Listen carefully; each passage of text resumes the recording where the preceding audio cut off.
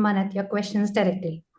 So, explaining the flow for today, we'll start with Gracelyn University. So, you understand the university, admissions, and program pathways. Then we'll move into UPI study and break down the credit pathway in a simple step-by-step way. We'll wrap with key takeaways, next steps, and live Q&A. All right, Paul, let's kick off with Gracelyn.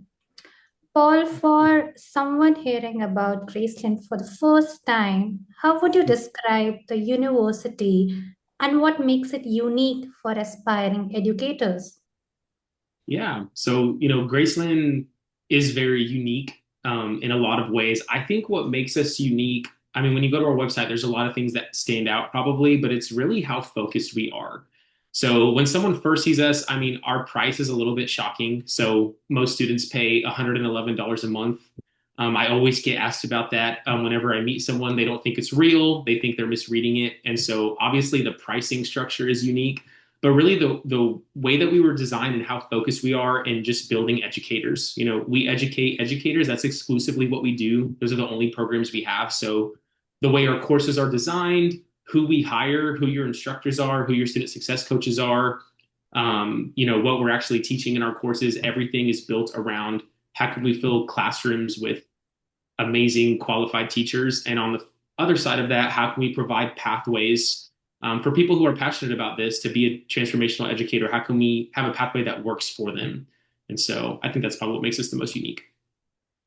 And that's a great foundation. Building on that, Graceland describes its degrees as transformational education. What does that actually mean in the day-to-day life of a student and future educator? Yeah, we do talk about transformation a lot, and we want to see transformation in a lot of areas, right? I think the end goal is seeing children transformed by having great classrooms with a qualified and competent teacher. But obviously, who we can actually affect are those potential teachers. And so, when I think about transformational education, I think about a recent interview. So, if you go to our website, you'll see some testimonials that we post that are interviews with our students, and we interviewed this student named Dominique. And we asked her, hey, how has getting a degree changed you? And, pretty open ended question. There's a lot of ways that she could go with that. And she shared this story with us that when she was in middle school, she was in special education classes. And she gets a little bit emotional and is sharing how, she would have described herself as not a very smart kid and never pictured herself as being a college student. And then, she starts talking about her time at Graceland and she's like, this last term I got all A's. And right now she's a senior with us. She's in her last year. She said, I just got all A's and I'm so confident. And I recognize that I have a different confidence than I did as that middle school kid. But this is what I loved is then she said, and when I'm a teacher, I want to be the kind of teacher that tells kids that they are capable and they are smart. And so she is excited to be a teacher encouraging students in a way that she probably needed when she was in middle school. And so when I think of that story, I think that is really what Graceland is hoping to see all over the country and all over the world. So.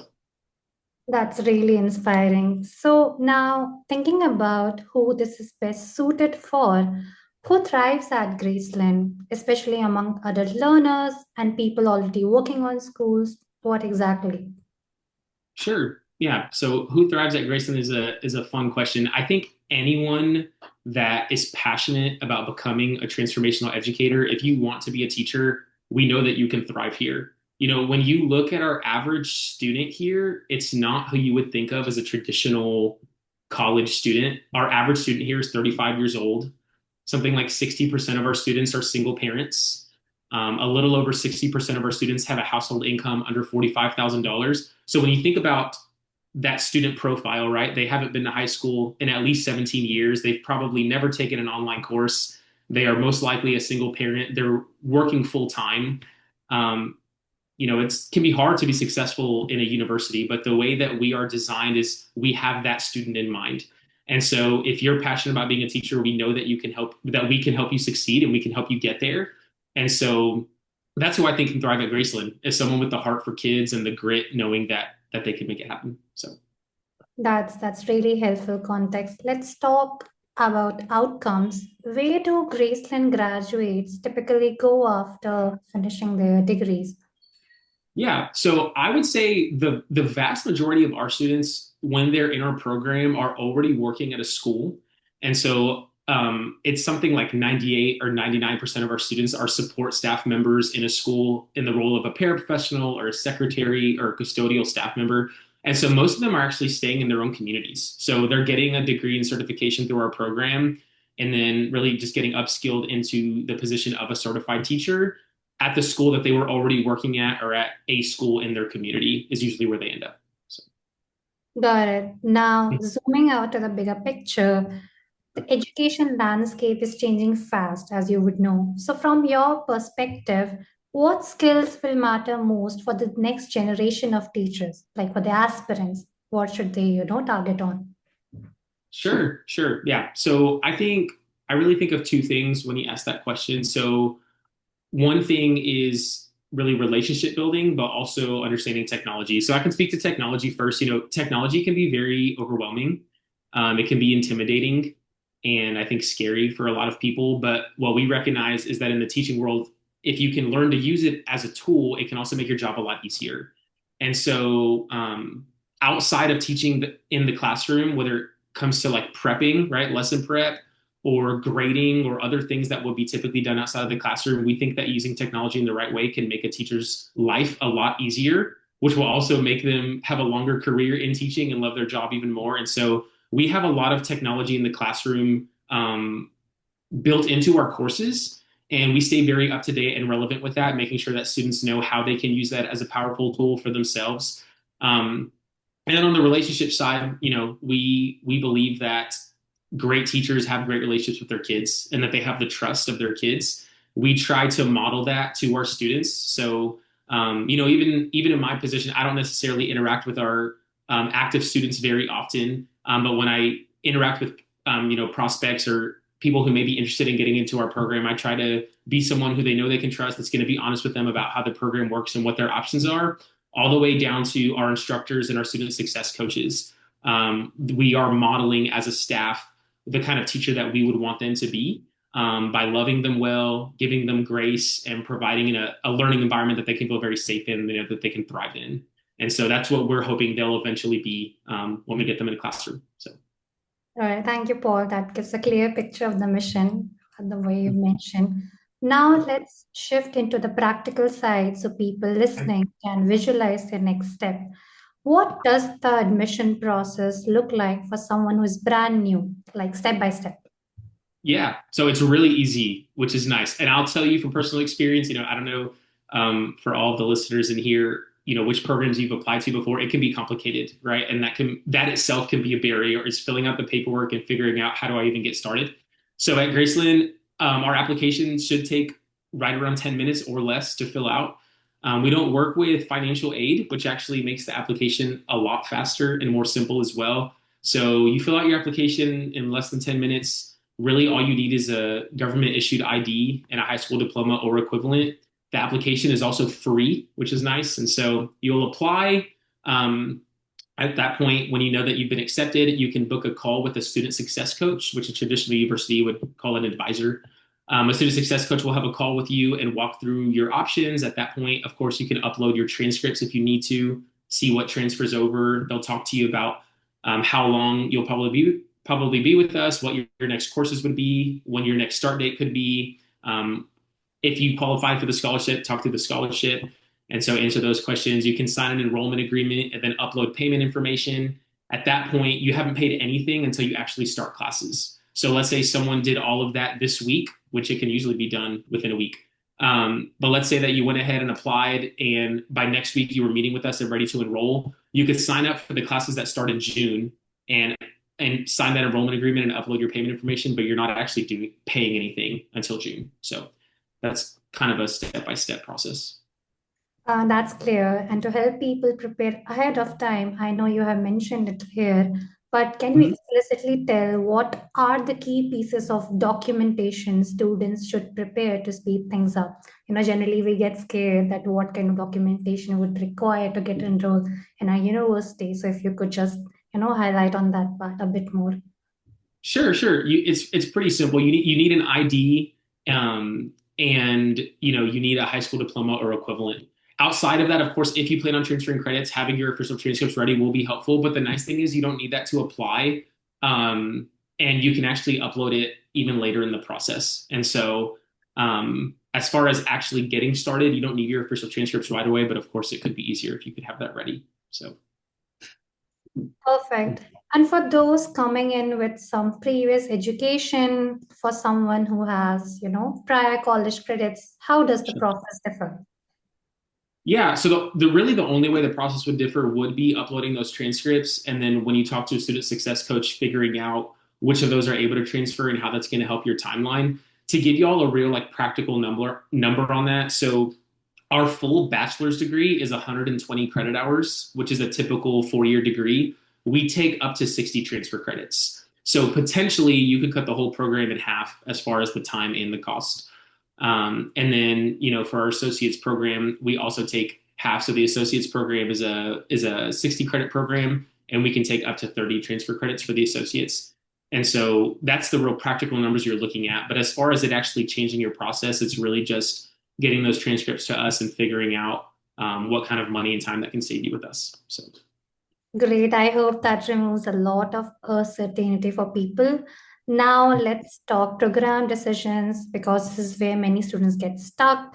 Gracelyn offers an associate's, bachelor's, and master's in transformational education.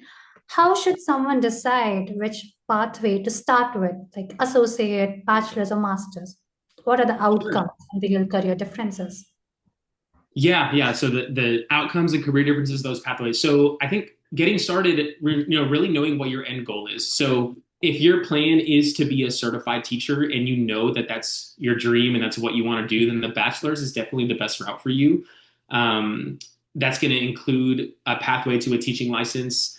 Like I said, it's that standard typical 4-year degree. Of course, you can go a little bit faster. Some students may need to take a little bit more time, but I would say the bachelor's is the best route if you know that you want to be a teacher. The associates is a good option for someone who may be intimidated by the idea of starting a 4-year program or may not be 100% sure what they want to do yet. There's also some positions in education that just need an associate's, or you may get a pay bump for an associate's. And so, thinking of the second part of your question with different outcomes, getting an associate's could potentially get you a pay bump where you're at or help you do something else if your goal is not certified teaching. The nice thing about the associates and bachelors is that they are seamless, like they roll into each other. So if you complete our associates and then you're like, well, I want to go on with the bachelor's degree, you would just continue courses, and all of those would roll in. And so there's no hiccup in that.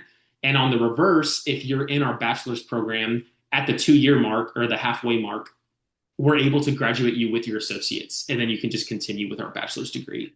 So those make it really easy that it's not such a daunting decision because honestly, they complement each other so easily.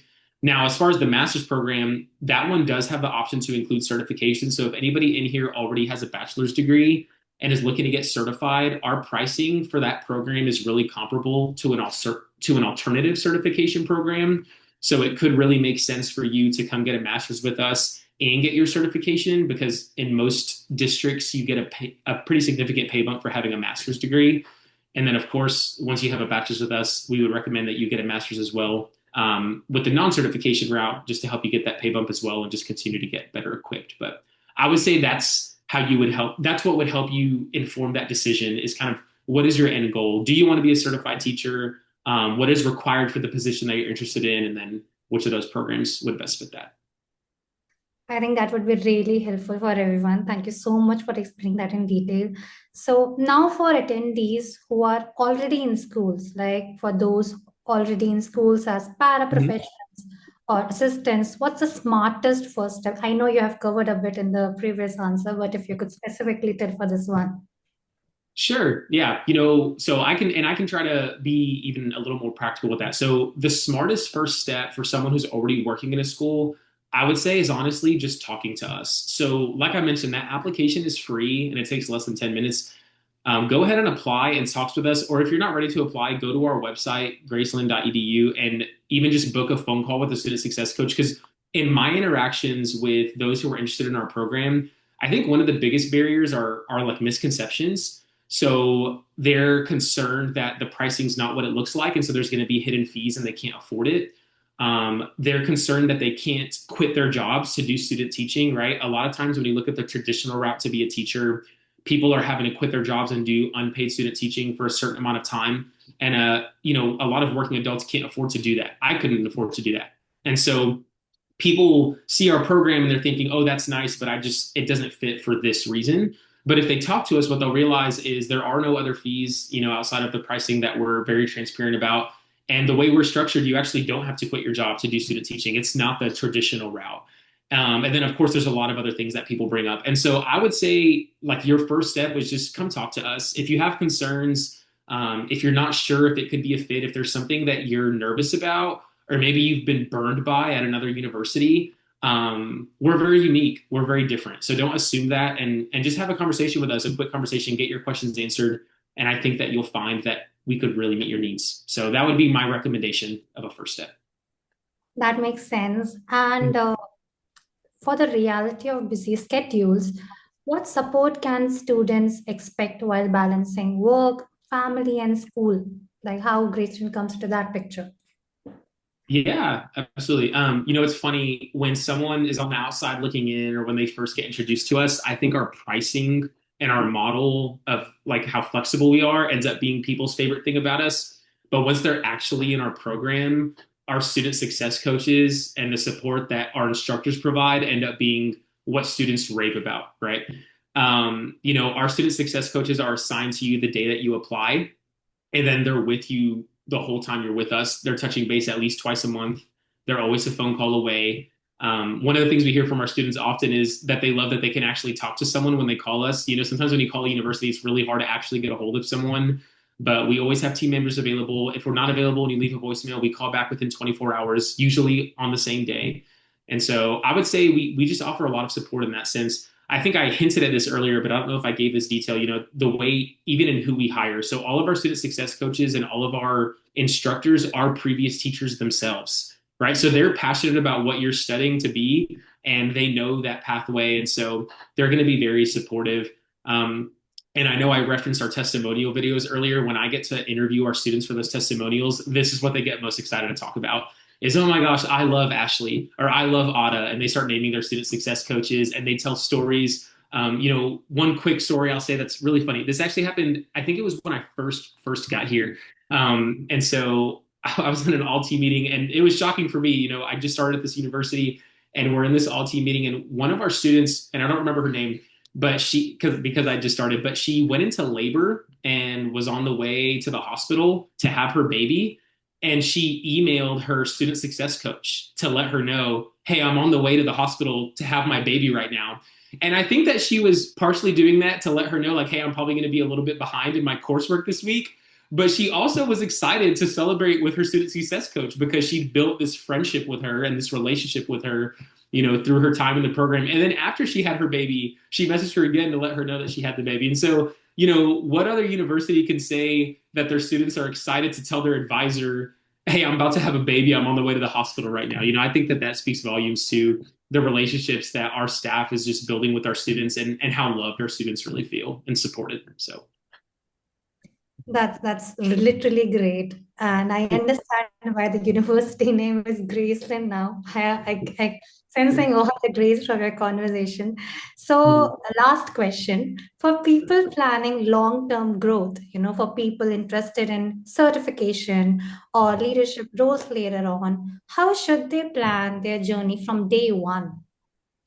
sure. So if you're thinking from day one, trying to plan the long-term journey and you know that you want to be in teaching, I mean, our recommendation would be your first step is probably getting a job as a support role in a school if you can. I think already getting that practice with kids, building those relationships with kids, working around other teachers is going to help you out. And so that's why, the vast majority of our students do already work in support roles in schools. That also is going to make it a lot easier when it comes to your actual field experience.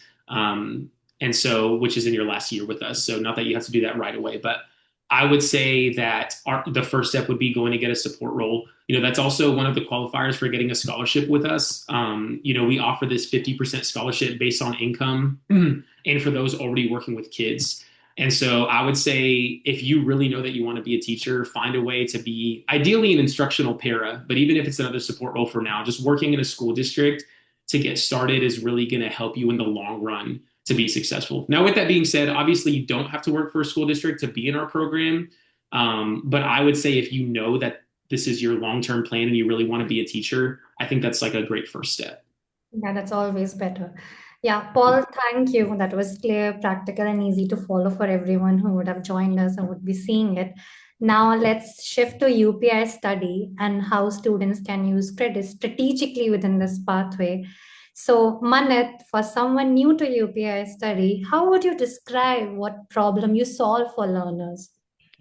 Sure. So UPS Study is an organization that the number one problem that we're trying to solve is the high upfront college costs, right? For a lot of students, like Paul mentioned, a lot of students today in the US, we have around 40 million adult learners, potential adult learners who once went to college and never graduated. So if they want to come back to college and they're already working somewhere and they see these upfront college costs that they have to manage side by side to their daily lives cost, there's a fear of commitment, there's a credit inefficiency, lack of flexibility. UPI comes in here, helps you with all of these, providing you self-paced college level courses that you can take for gen eds and some introduction classes that helps you start at a bit more cheaper rate and go on to your degree pathway. That's a solid overview, Manit. Now, thinking about who this helps most, who benefits the most, from earning credits with UPI study before enrolling in a degree program? Cost savers, fast finishers, working adults, or career changes? What's your point of view on this? I think all of them actually. We a lot of our students who are even not adult learners, we see students who are young teenagers who are trying to get into college, get a associates or bachelor degrees. They're trying to become teachers, but they don't either. They do not qualify for FAFSA or they do not qualify for some other kinds of scholarships. That is where UPI comes in between because these cost conscious students are the ones that we help the most. Like I said, with working adults, if you already have a work time commitment, plus you have to give commitment to your family, this is where UPI study comes in, where you register with us before. You start taking classes at a cheaper cost, which are self-paced. Once you feel you're ready for college, then you can transfer those classes and start learning when you're fully ready to commit with degrees. And at the same time, we have students who want to get things done faster. I mean, as we know, short content has taken over the world in the last 5 years. People don't like to watch content over 30 seconds. TikTok's getting pretty popular. So I think that has also impacted to the part that now students do not want to wait full 4 years to graduate, so they want to graduate faster if they can.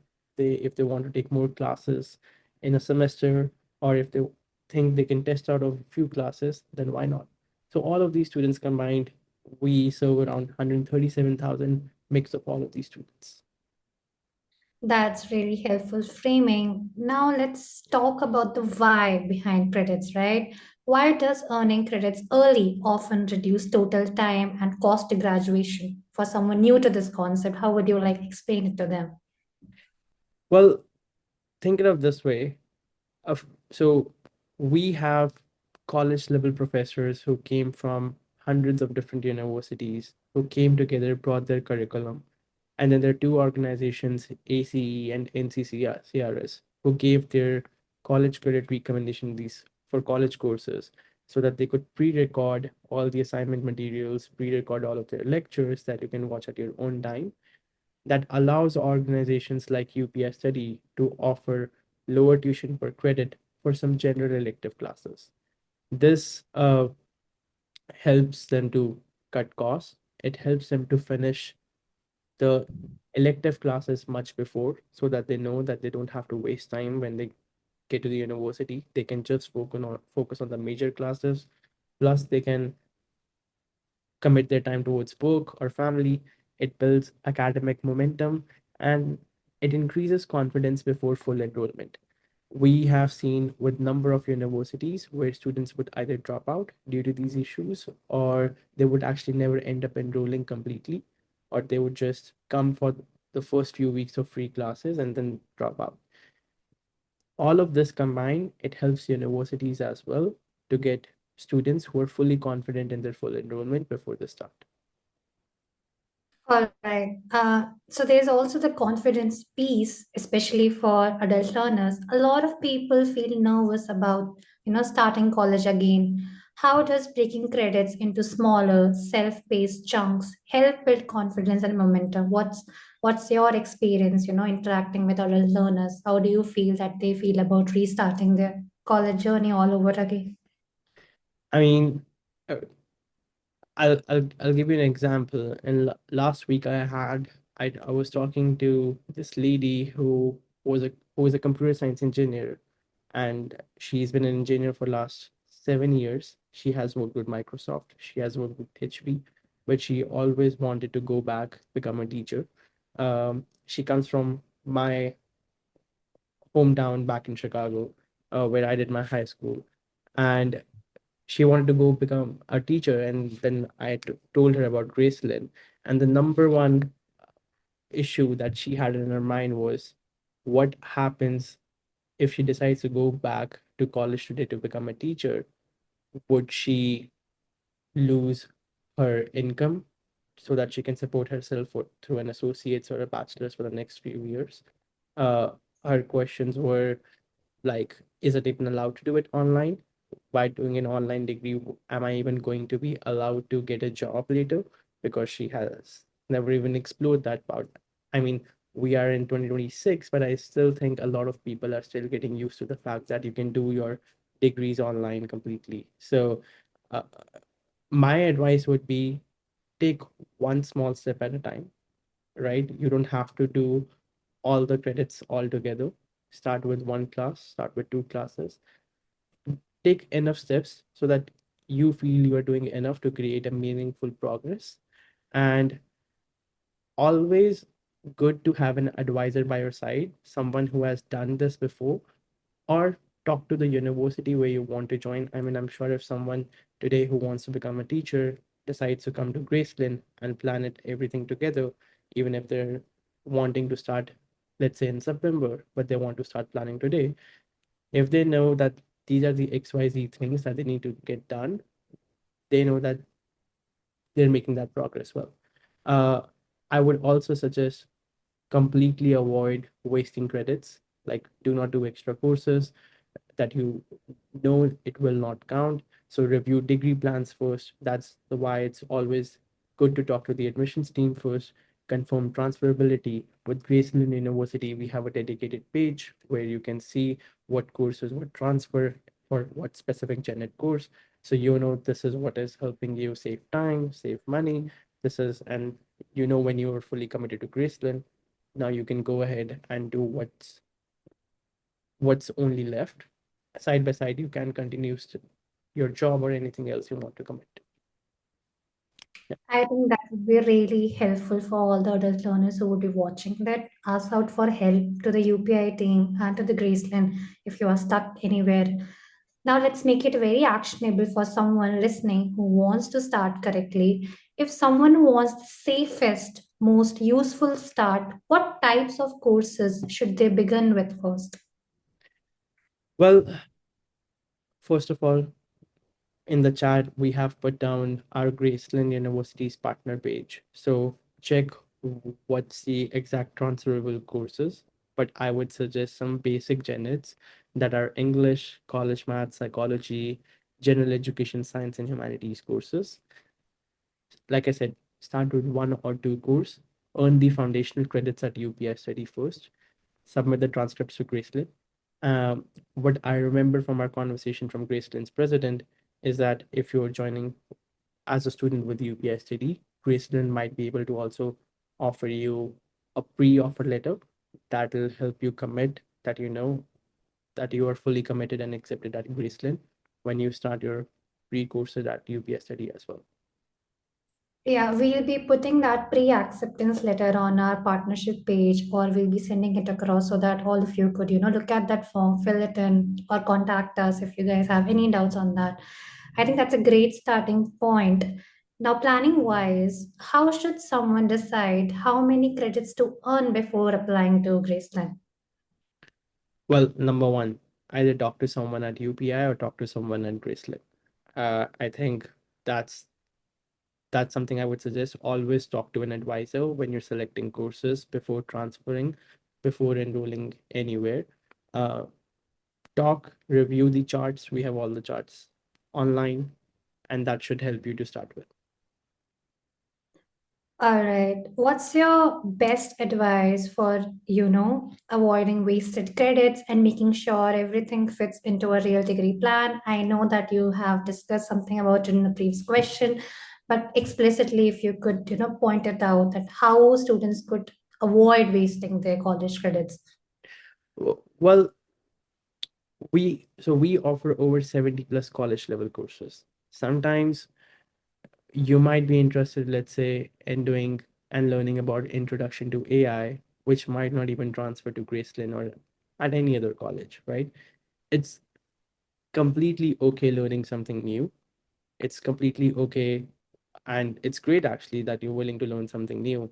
But just so that you know that you're planning everything correctly, my suggestion would be like what I said before, review the degree plan, know what courses you want to do before, typically 12 to 30, depending on your goals, uh, enough to know that this would be a great start.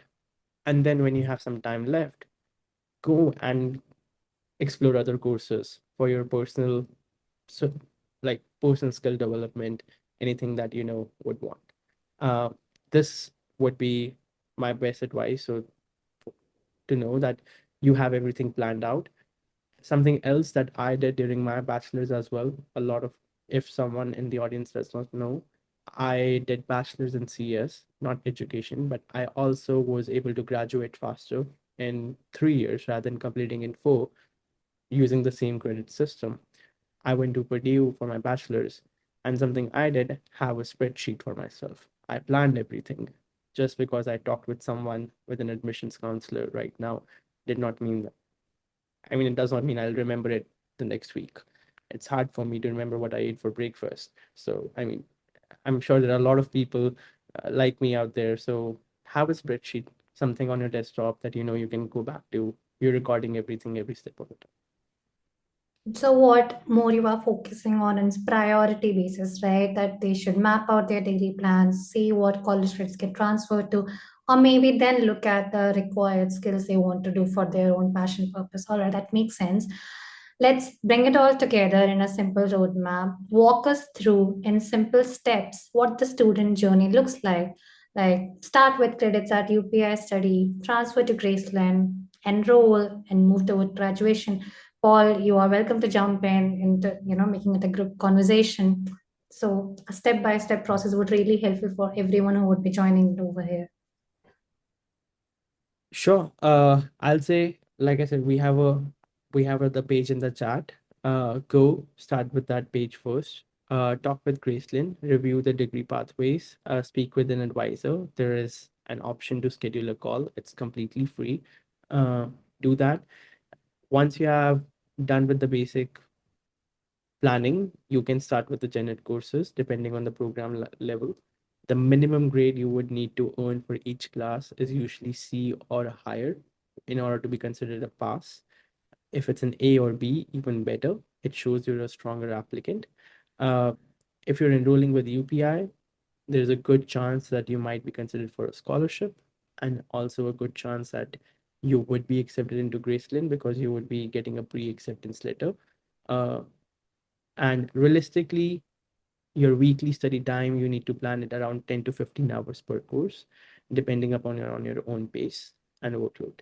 And if you are a returning student, uh, we have advising, we have academic coaching, we have structured planning, all of these different tools and people who are here to help you.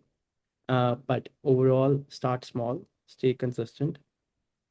Do not compare your timelines with other students, and ultimately focus on long-term goal. That I think that would be my advice. Paul, do you want to add something to it? No, honestly, I think that was great. Going back and you said earlier, what I shared in mind, I think one of the great first steps is just talking to us, right? So making sure that you're communicating with UPI, communicate with us, figure out what timeline is best for you based on where you're at. I think having that conversation is going to help you make sure that you're on the right path for sure. That step by step is really helpful. Now, to keep things aligned, at what point should a student talk to an advisor so everything stays aligned and smooth? I know, Manit, that you have mentioned that every time whenever a student gets stuck, they should reach out to Gracelyn or they should reach out to UPI. But certainly, a student has that question in mind that should I start the college credit after reviewing the equivalency chart? Then reach out to the advisor. What is that correct point which you have observed from your experience that reaching out to an advisor at that particular point would be the most helpful for any student?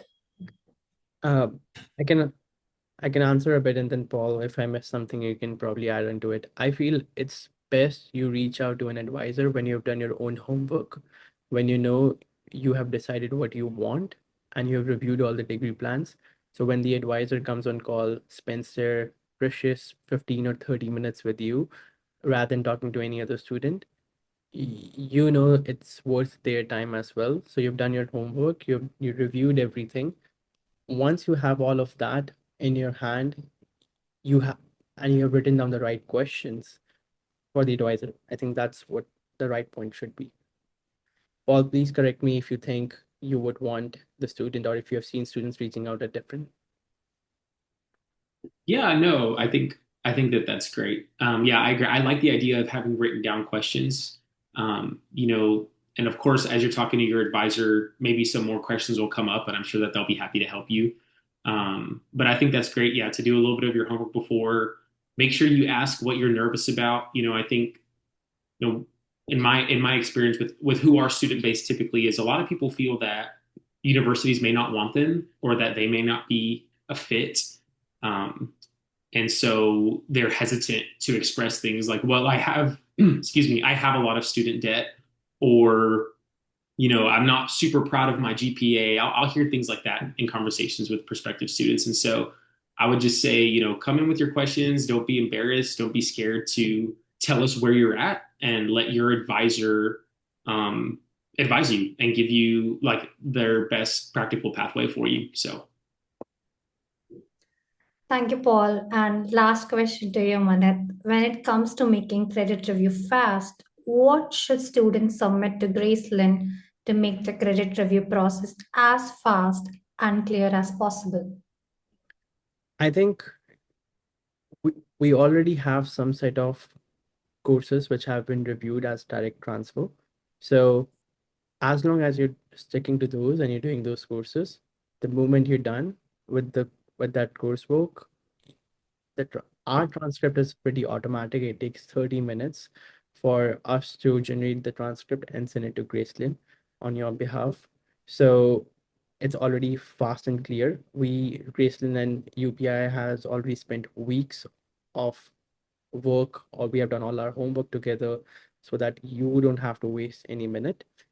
But for example, let's say you do end up doing an extra course, you do end up doing some other courses, not just from UPI or from somewhere else. You may have some credits beforehand from a previous college, or anything like that.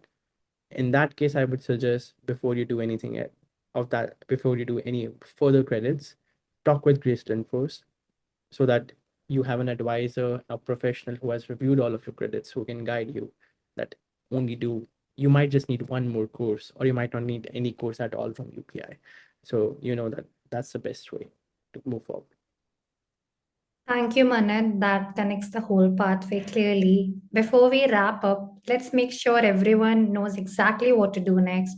And just to leave everyone with final thought, what's one thing, Manat or Paul, you would want every attendee or someone watching this webinar to remember about the UPI study and Graceland University partnership?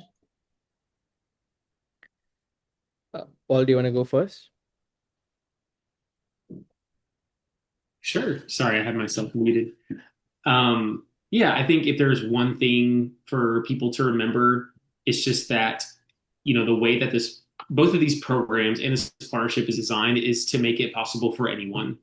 And so I know that the idea of starting university is life changing, right? I mean, it can be expensive. It's stressful to think, how am I going to fit this into my life? It can be scary. One of the things at Grayson that we've discovered when you ask people what's holding them back from being a teacher, they'll usually say money and time.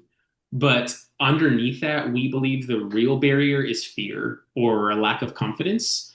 And so I understand that probably a lot of listeners are thinking, yeah, this all sounds great, but I just don't know if I could do it. And I would just encourage you to remember that this was built to be possible for everyone. And we built this with someone just like you in mind. If you're low income, single parent working in a support role at a school in your mid to late 30s and you feel like I don't know if I could do it, the way this program is designed, these programs, this partnership was meant for someone like you to succeed. So And I'll just add to it, like Paul said, this partnership removes uncertainty of any kind. You literally have the most affordable college degree to become a teacher in the whole North America. This partnership would give you that of the highest standard out there. So I'll say plan early, start aligning credits, and you're all set to move forward with confidence, no matter which part of the world you're watching this from. Even if you're in the US, in Canada, anywhere else like India, Africa, this would be the most affordable college degree pathway for you. Uh, moving ahead. Well, yeah, that's the only perspective of doing this webinar so that we could tell everyone that we are approachable, that earning a degree is not that expensive as a thing.